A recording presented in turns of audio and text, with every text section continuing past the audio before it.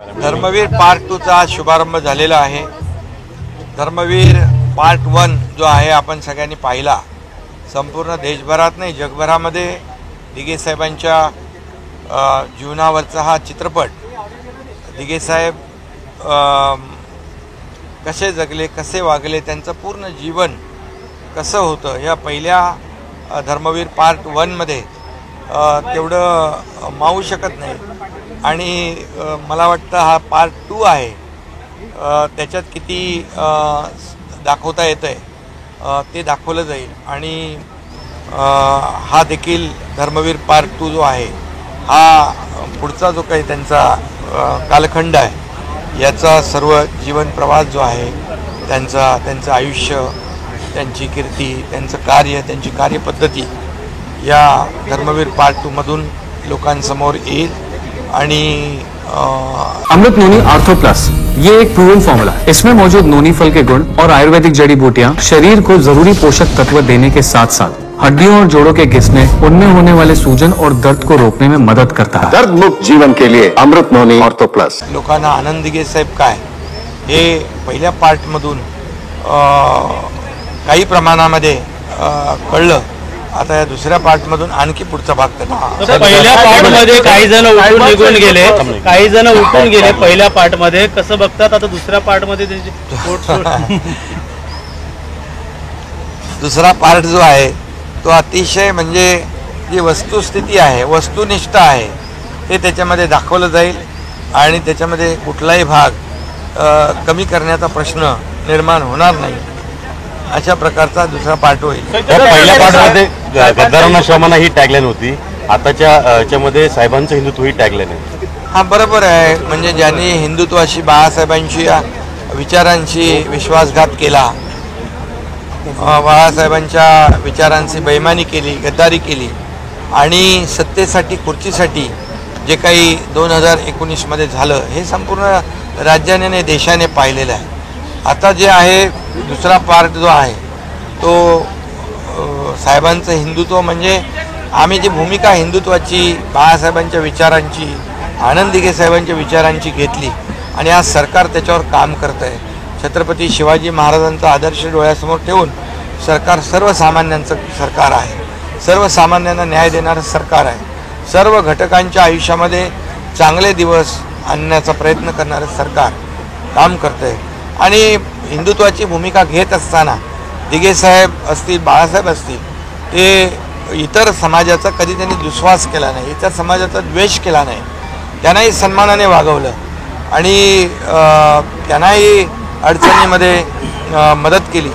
सर्व धर्मीयांना, सर्व जातीपातीच्या लोकांना आनंद दिघे साहेब आपलेसे वाटायचे, अशा प्रकारचं ते त्यांचं जे काही काम आहे ते या सिनेमामधून दाखवतील। त्याच्यामधून काही जे काही प्रसंग आहे ते समोर येतील। ही भूमिका म्हणजे त्यांचं जे काही हिंदुत्व जे आहे, मगाशी म्हटल्याप्रमाणे भूमिका हिंदुत्वाची असली तरीसुद्धा इतर धर्मियांचा द्वेष करणं, इतर धर्मियांचा दुस्वास करणं, इतर धर्मियांना कमी लेखणं हे कधीच त्यांनी केलं नाही।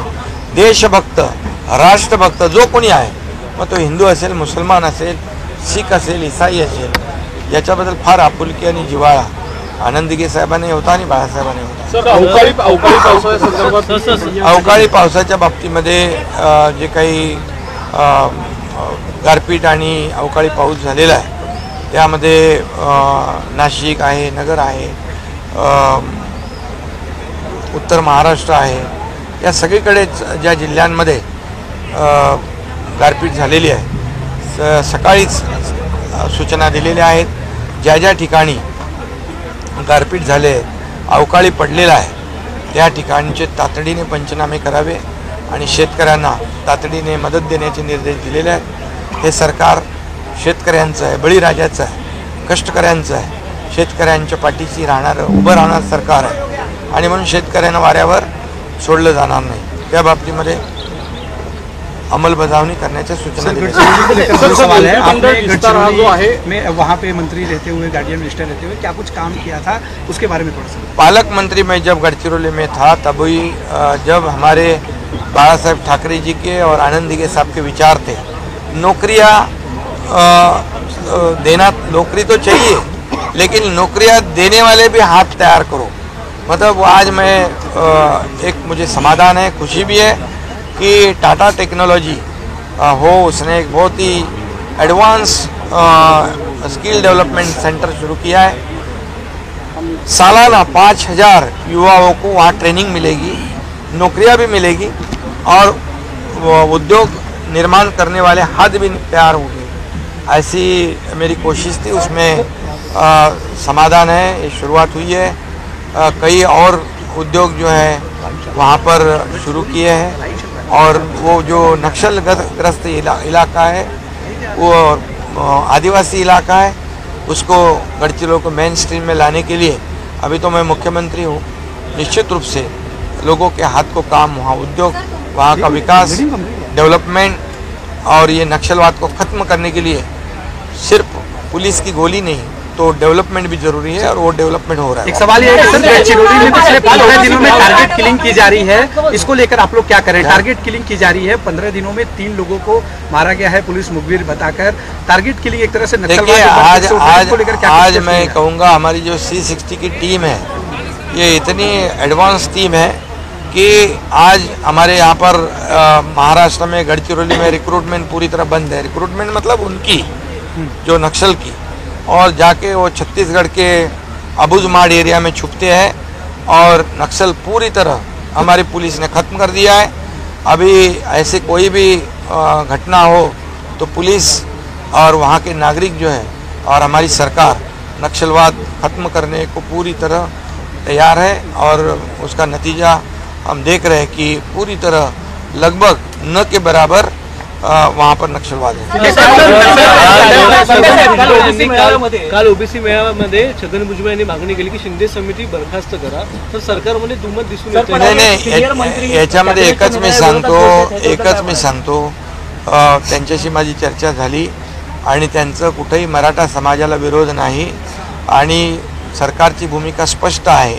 मराठा समाजाला आरक्षण देताना ओबीसीवर कुठलाही अन्याय होणार नाही, ओबीसीचं आरक्षण काढून घेतलं कमी केलं जाणार नाही आणि इतरही समाजावर अन्याय होणार नाही, ही भूमिका स्पष्टपणे सरकारने पहिल्यापासून मांडलेली आहे।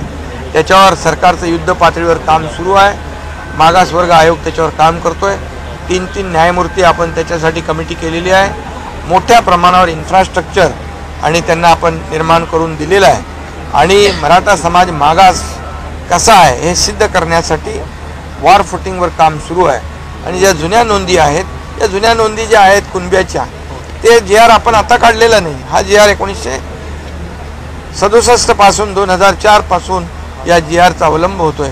ज्या ठिकाणी त्या कुणबी नोंदी असताना दाखले मिळत नव्हते ते दाखले देण्याची प्रक्रिया सुरू केलेली आहे आणि भुजबळ साहेबांची एवढीच मागणी आहे की ओबीसीचं आरक्षण कमी होता कामा नये, तीच भूमिका सरकारची आहे, ती स्पष्टपणे आम्ही घेतलेली आहे आणि ती कायम आहे। पहिल्यांदा असं होतं की ज्या नोंदी समोर आलेल्या आहेत, पहिल्यांदा असं होतं की नोंदी ऑनलाईन पाहायला मिळतील जेणेकरून आणखीन ज्यांना नोंदी सापडत नाहीत किंवा वंशावळची सापडत नाहीत त्यातून फायदा होऊ शकतो। याच्यामध्ये GR जो आहे जुना, त्या GRची अंमलबजावणी प्रभावीपणे होती आहे आणि ट्रान्सपरन्सी आहे, त्याच्यामध्ये कुठल्याही इतर समाजावर त्याच्यामध्ये अन्याय होत नाही आहे।